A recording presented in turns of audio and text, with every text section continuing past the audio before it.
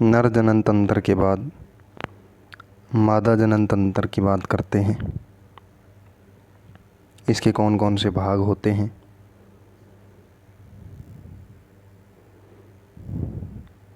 देखिए, मादा जनन तंत्र के भाग होते हैं अंडाशय, अंडवाहिनी, गर्भाशय, योनि, रजचक्र आदि मादा जनन तंत्र के भाग होते हैं। इनके बारे में विस्तार से जान लेते हैं। सबसे पहले अंडाशय।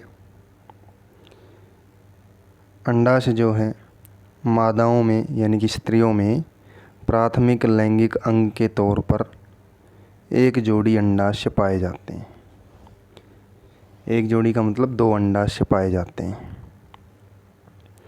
प्रत्येक अंडाशय में असंख्य विशिष्ट संरचनाएं होती हैं जिन्हें अंडाशयी पुटिका कहते हैं। ये विशिष्ट संरचनाएं अंडाशयी पुटिका कहलाती हैं।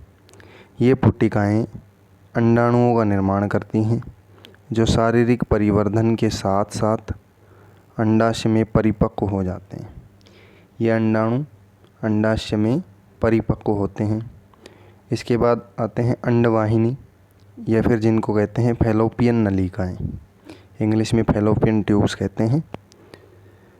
प्रत्येक अंडाशय से 10 से 12 सेंटीमीटर लंबी नलिका रूपी संरचना निकलती है जिसे अंडवाहिनी कहते हैं। यानी अंडवाहिनी की लंबाई होती है 10 से 12 सेंटीमीटर।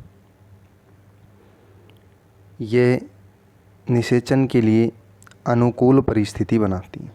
यानी कि जो अंडवाहिनी है वो निषेचन के लिए अनुकूल परिस्थितियों का निर्माण करती है। अंडवाहिनी द्वारा निषेचित व अनिषेचित अंडाणुओं को गर्भाशय में पहुंचाने का कार्य किया जाता है।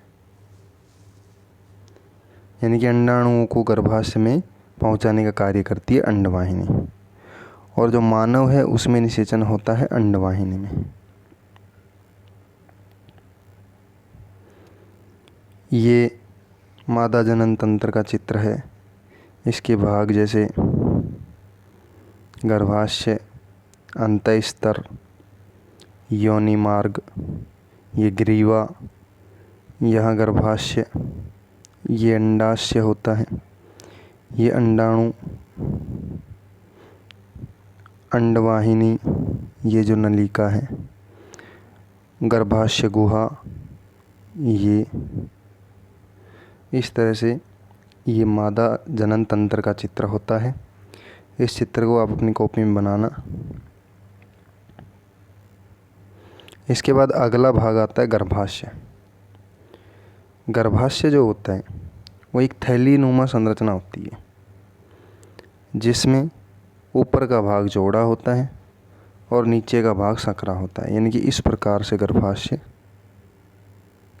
होता है।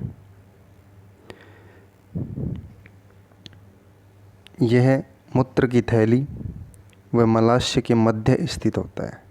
यानी कि मूत्राशय और मलाशय के मध्य स्थित होता है और ग्रीवा द्वारा योनि में खुलता है। यानी कि जो गर्भाशय है वो ग्रीवा द्वारा योनि में खुलता है।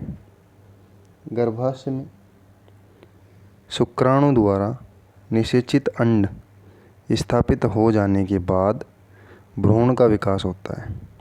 यानी कि जब अंड निषेचित हो जाता है शुक्राणु के साथ, यानी कि दोनों का निषेचन हो जाता है, उसके बाद भ्रूण का विकास होता है। माता व भ्रूण के मध्य खाद्य परिवहन करने वाली संरचना प्लेसेंटा का रोपण भी गर्भाशय में ही होता है।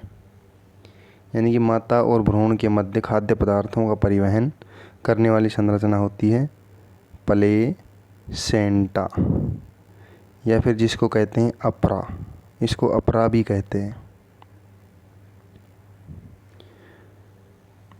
तो इस प्लेसेंटा का निर्माण भी गर्भाशय में ही होता है। प्लेसेंटा भ्रूण में पोषण, श्वसन व उत्सर्जन आदि को पूर्ण करने का कार्य करती है। इसके बाद अगला भाग आता है योनि, इंग्लिश में वेजिना कहते हैं।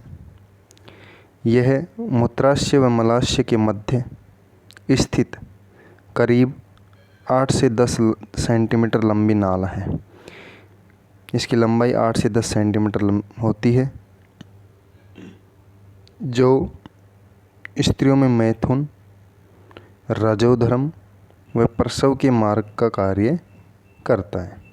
यानी कि जो योनि है वो स्त्रियों में मैथुन का कार्य करती है, रजोधर्म का कार्य करती है, प्रसव का कार्य करती है। इसमें यानी कि योनि में लैक्टोबैसिलस जीवाणु पाए जाते हैं जो लैक्टिक अम्ल का निर्माण करते हैं। योनि स्त्रियों में मैथुन कक्ष के तौर पर कार्य करती है। अच्छा, लैक्टिक अम्ल पाया जाता है, इसलिए योनि का माध्यम कैसा होता है? अम्लीय। यहाँ से क्वेश्चन बन सकता है कि योनि का माध्यम अम्लीय क्यों होता है, तो इसका आंसर हो जाएगा लैक्टिक अम्ल के कारण। अगला जो भाग है वो है रज चक्र। रज चक्र, इसको इंग्लिश में बोलते हैं मेंस्ट्रुएशन सर्किल। तो मादाओं में यौवनारंभ के समय रजोधर्म के प्रारंभ को रजोदर्शन कहते हैं, जो स्त्री जनन काल के आरंभ होने का संकेत देता है।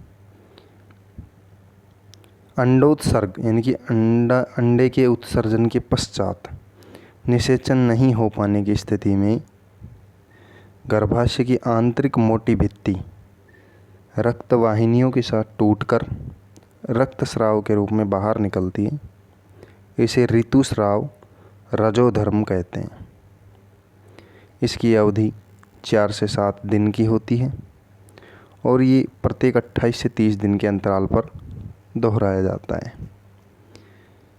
यानी कि इसकी अवधि तो 4 से 7 दिन इसमें समय लगता है और यह 28 से 30 दिन के अंतराल पर दोहराया जाता है। इस चक्र में मादाओं द्वारा अंडोत्सर्जन के पश्चात जनन की तीव्र इच्छा जागृत होती है, जिसे मध्य चक्र कहते हैं। यह अधिकांश स्तनधारियों में पाया जाता है।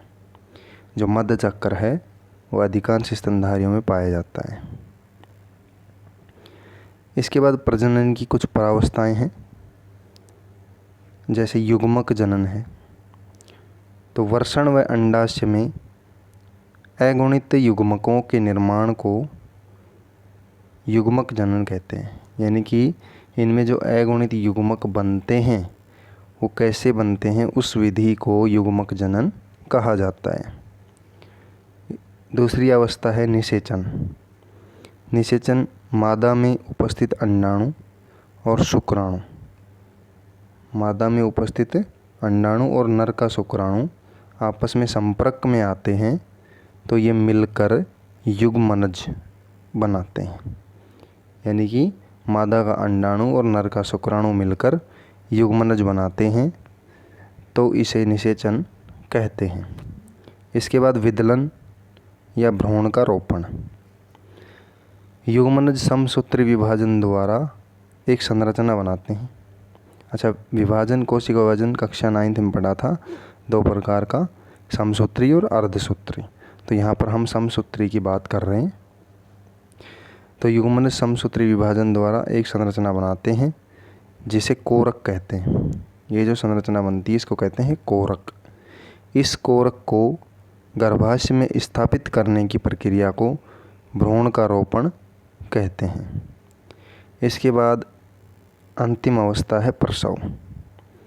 तो भ्रूण के विकास के पश्चात जब भ्रूण पूर्ण रूप से विकसित हो जाता है तो उसके पश्चात उसको जन्म देने की प्रक्रिया प्रसव कहलाती है। यानी कि शिशु के जन्म की प्रक्रिया को क्या कहते हैं? प्रसव। इसके आगे बाद में देखते हैं।